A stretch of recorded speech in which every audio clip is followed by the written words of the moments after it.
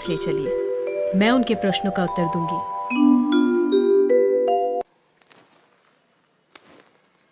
राजन, मैं प्रमाण देने के लिए तैयार हूं, पर उससे पहले मैं कुछ चाहती हूं। क्या चाहिए? थोड़ा दूध।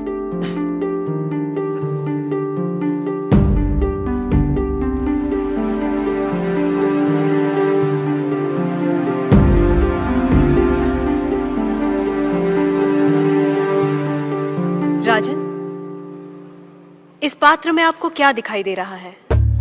दूध? क्या दूध के अलावा कुछ और दिखाई दे रहा है? नहीं। पर मुझे तो मक्खन भी दिखाई दे रहा है। क्या आपको मक्खन दिखाई दे रहा है?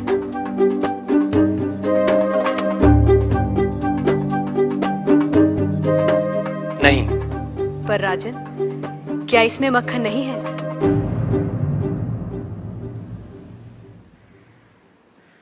है। जैसे दूध के कण कण में मक्खन है, मक्खन के कण कण में घी है, वैसे ही ईश्वर सृष्टि के कण कण में भिन्न भिन्न रूपों में है, जो है पर दिखाई नहीं देता। जैसे दूध से मक्खन पाने के लिए उसे मथना जरूरी है, उसी तरह वेदांत के श्रवण, वेदांत का मनन और उसके निहितार्थ पर निरंतर ध्यान के द्वारा ही ईश्वर का अनुभव किया जा सकता है। राजन, क्या आपके पहले प्रश्न का उत्तर आपको मिल गया? मैं मान लेता हूं, पर वो किसे देख रहा है? किस ओर देख रहा है? क्या मुझे एक जलती हुई मोमबत्ती मिल सकती है? राजन, ये रहा आपके दूसरे प्रश्न का उत्तर। प्रकाश की ये लौ कहां देख रही है? किसे देख रही है? ये सभी को देख रही है। सभी और देख रही है।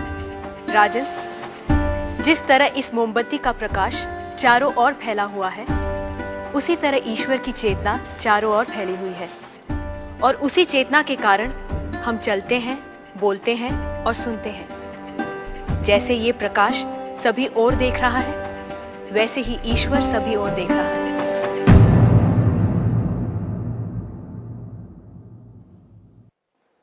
अब आपका तीसरा प्रश्न। वो इस समय क्या कर रहा है? राजन, इस समय मैं आपके प्रश्नों का उत्तर दे रही हूं, इसलिए मैं तुम्हारी गुरु हूं और तुम मेरे शिष्य। पर मैं खड़ी हूं और तुम बैठे हो। यदि अपने प्रश्न का उत्तर चाहते हो तो तुम्हें मुझे अपना आसन देना होगा।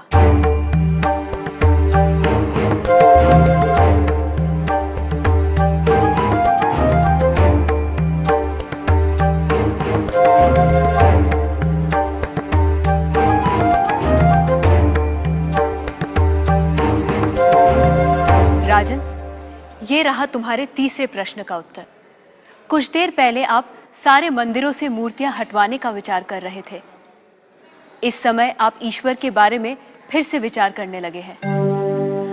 आप मेरे स्थान पर खड़े हैं और मैं आपके सिंहासन पर बैठी हूं। इधर एक राजा को सामान्य नागरिक का स्थान और एक सामान्य नागरिक को राज सिंहासन दे सकता है।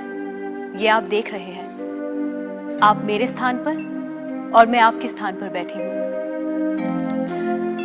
ईश्वर इस समय ये करवा रहा है। उस अनंत और असीमित शक्तियों के स्वामी, जिसने ये सुंदर, अद्भुत, विस्मयकारी और महान संसार रचा है, जिसमें सूर्य, चंद्र, तारे, ग्रह, नक्षत्र अपने अपने स्थान पर स्थिर और गतिमान है, जिसके कण कण में एक व्यवस्था है। ऐसे शब्दों और ज्ञान से परे ईश्वर के लिए क्या संभव है? कहिए राजन, क्या मंदिरों से मूर्तियां हटवाई जाएं? मूर्तियां तो उस ईश्वर की प्रतीक है, उनका मूर्त रूप है। वह सर्वज्ञ, सर्वशक्तिमान, सर्वव्यापी ईश्वर सर्वत्र है। किसी ने उसको पत्थर में पाया, किसी ने पेड़ों में, किसी ने शब्दों के माध्यम से, तो किसी ने प्रार्थना करके। वही परमात्मा अनेक नाम, रूप और गुणों में व्यक्त होता है, और कोई उन्हें अरूप और निर्गुण आत्मा के रूप में जानते हैं। ईशास्माद्वातः पवते ईशो देति सूर्यः ईशास्मादग्निश्चेन्द्रश्च मृत्युर्धावति पञ्चम इति